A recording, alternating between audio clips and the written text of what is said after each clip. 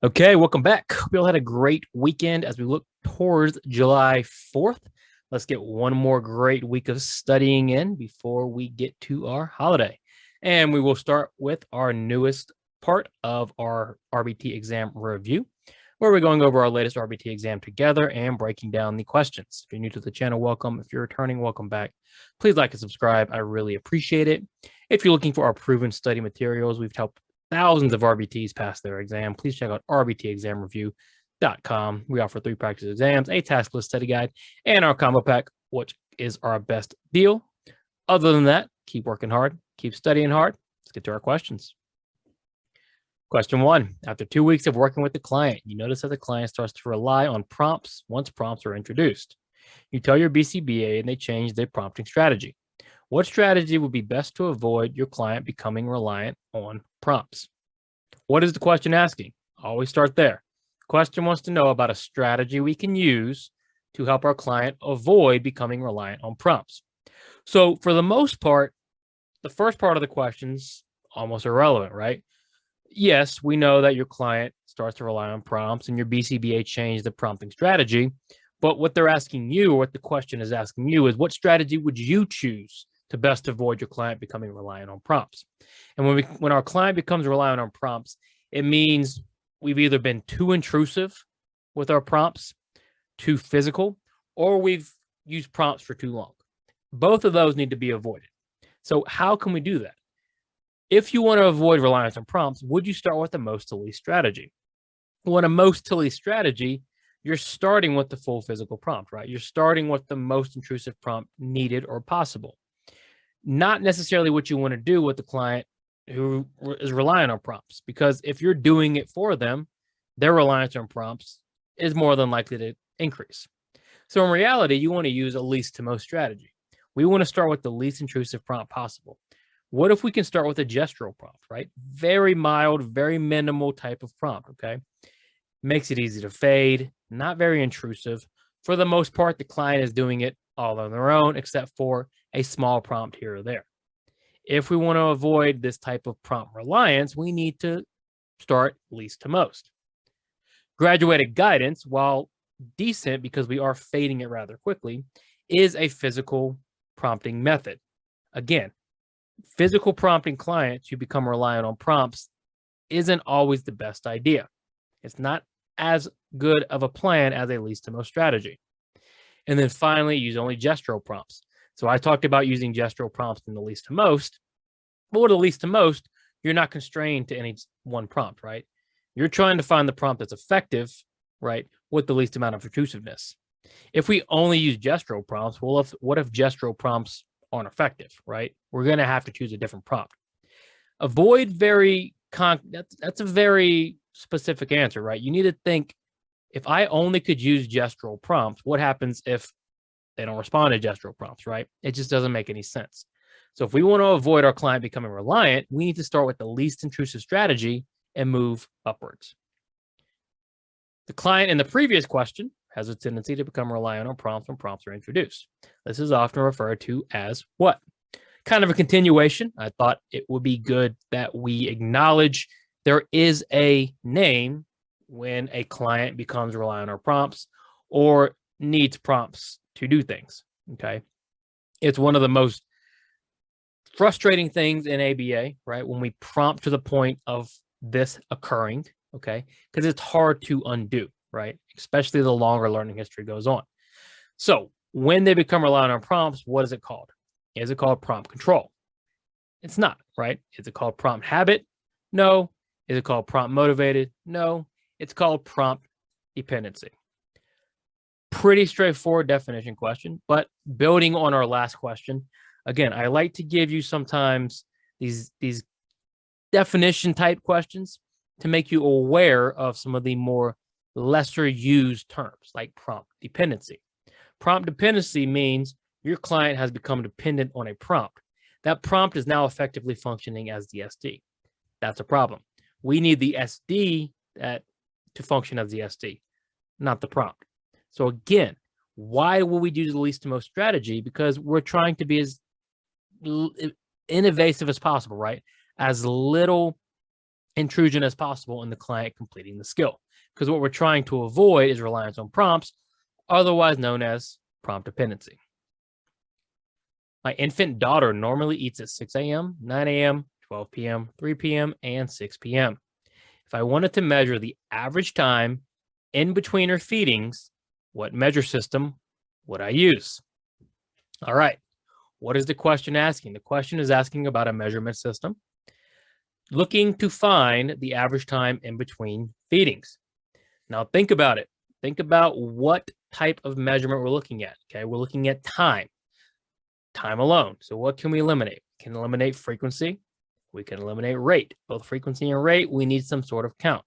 We're looking at average time. So that leaves us with duration, latency, and inter-response time. More than likely, we're not going to use discontinuous measurement for this, right? Because we need to see every instance of the feedings occurring. So we can eliminate discontinuous measurements. That leaves us, again, with duration, latency, and inter-response time. We can see duration is not an option. And duration is not what we want anyway, right? We're not measuring time in between something with duration, okay? Duration is measuring the total time of a single response, right? If we're measuring time in between something, we're looking at latency or inter-response time. With latency, what are we measuring the time in between? We're measuring the time in between the SD and the first response. So the first response would be 6 a.m. So if the SD is me putting the bottle up to her mouth, that will be our latency, the time from the bottle to the mouth to start eating. But we're not looking for that. We're looking in between feedings, in other words, in between responses. So when we measure time in between responses, we're really measuring IRT or inter-response time, okay? Pretty straightforward question, but you see how we walk through it and break it down. Remember, when you're practicing and when you're studying, the only thing you're worried about is getting the question right. You want to get every single question you attempt correct, okay? It's not about going as fast as you can when you're practicing. Accuracy, accuracy, accuracy. Slow down and use as much time as needed to get them right. The more you get right, the faster you go, okay? I promise. You take a vacation with your friends to the beach. Your group decides to go eat at a restaurant. When you get to the restaurant, you spot one of your client's parents. They ask you to sit and eat with them. How should you respond? Happens all the time, right? We see clients in public. They have lives too, right? It's not just confined to ABA. However, what is our role or what is our place in this interaction? As an RBT, you're still what? Well, you're still in this professional business relationship with the client and the stakeholders. What does the ethical code say about to RBTs? And what does the task list say to RBTs? We need to avoid friendly personal relationships. In this case, you're in an awkward position, right? You get to this restaurant. They want you to eat with them. You're out of town. You're not on the clock. What do you do? A, accept the invitation if you want. You are not currently working. Is it okay to eat dinner with this family, especially off the clock and not administering services? No, you're just asking for a dual relationship. You're asking for a conflict of interest.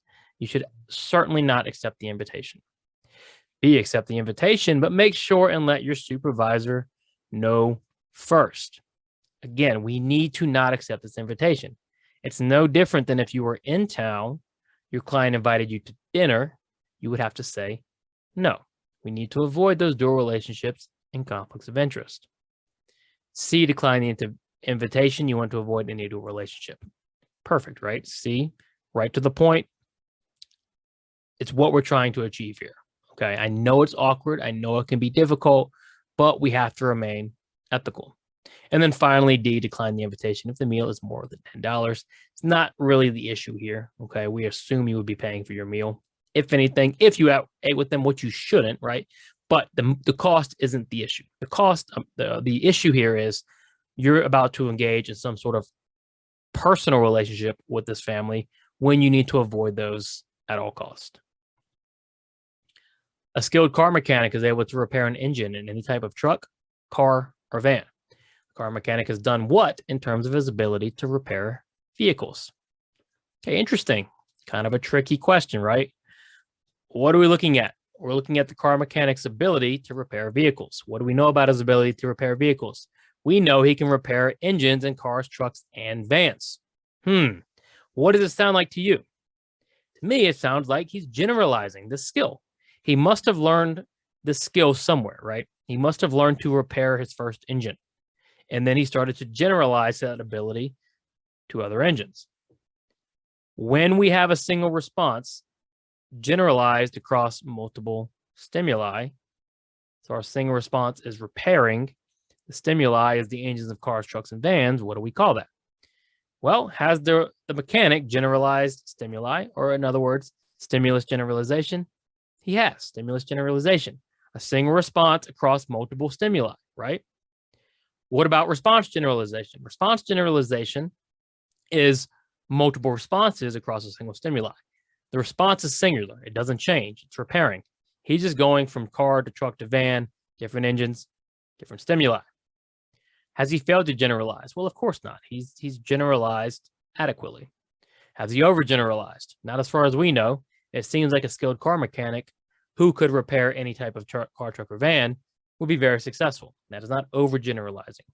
Overgeneralizing is when that response starts to occur in places it shouldn't.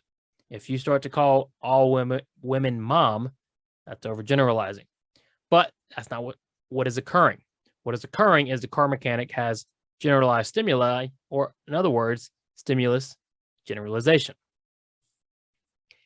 A VR3 schedule, FI2 schedule, and FR6 schedule are all known as what type of schedules? Interesting, right? So we have a variable fixed, right, type of schedule. We have a ratio interval ratio type of schedule. So they're not all variable. They're not all fixed. They're not all ratio. They're not all time. So what could they be? Are they all continuous? No. What is the only continuous schedule? NFR1, where every single response is receiving reinforcement. Are these intermittent schedules? They are. Everything else is intermittent, meaning not every single response or not every single response is reinforced, right? There's time involved or there's multiple responses involved. All of these are intermittent schedules, okay? Continuous is FR1. Everything else is intermittent. They're not all response-based, right? Because we have an FI2 in here based on 2 minutes or 2 seconds or some sort of time. And they're not all time-based because we have a response-based ratio here and a response-based ratio here. So the only one which fits all three is an intermittent schedule. Your BCBA tells you that they want to decrease your client's desire to obtain dessert after a meal. Your BCBA is most likely talking about what? All right. You might say, well, this sounds a little mentalistic, a little unobservable, right? We're talking about desire here. And you know what? You wouldn't be necessarily wrong.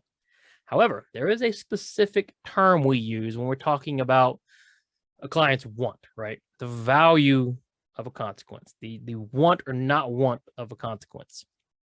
If your BCBA wants to decrease your client's want of this dessert, what are they talking about? Are they talking about the discriminative stimuli? Well, no, the discriminative stimuli just signals the dessert is available.